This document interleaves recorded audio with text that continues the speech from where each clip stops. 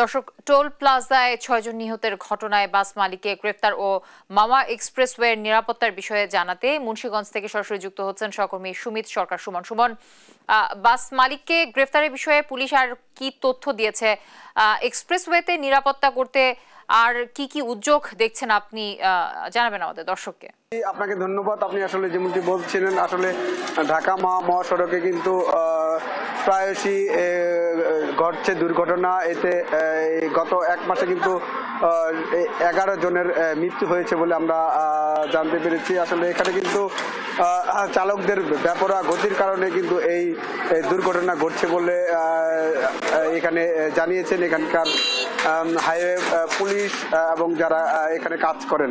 তো আসলে এখানে হাইওয়ে পুলিশের পক্ষ থেকে কিন্তু ড্রাইভারদের সচেতনমূলক লিফলেট বিতরণ ও মাইকিং আসলে করা হচ্ছে। তবে সকলেই বলছেন যে আসলে অতিরিক্ত গতির কারণে কিন্তু আসলে এই দুর্ঘটনা ঘটছে। এদিকে গত পরশুদিন যে সড়ক দুর্ঘটনা হয়েছে সেখানে কিন্তু চালক কিন্তু নারায়ণগঞ্জ থেকে গতকাল গ্রেপ্তার করেছেন এবং কাল রাতে কিন্তু পরিবহন যে পরিবহন সেই পরিবহনের মালিককে কিন্তু আসলে শিবচর থেকে মাদারীপুরের শিবচর থেকে গ্রেপ্তার করেছে। এবং পুলিশ আমাদের যেটি জানিয়েছেন যে এই দুর্ঘটনার মূল কারণ আসলে এই বাসটি কিন্তু আসলে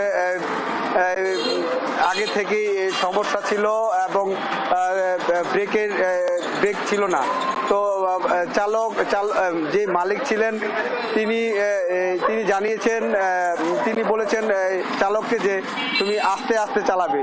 তো আসলে যখন টোল প্লাজার কাছাকাছি আসে তখন কিন্তু আসলে সেই চালক কিন্তু আসলে নিয়ন্ত্রণ করতে পারেন নাই, আর সেই কারণে আসলে এত বড় দুর্ঘটনা ঘটেছে বলে আমরা জানতে পেরেছি। তো এই ছিল আমার কাছে এই সড়ক থেকে মুন্সিগঞ্জ সড়ক দুর্ঘটনার সর্বশেষ তথ্য।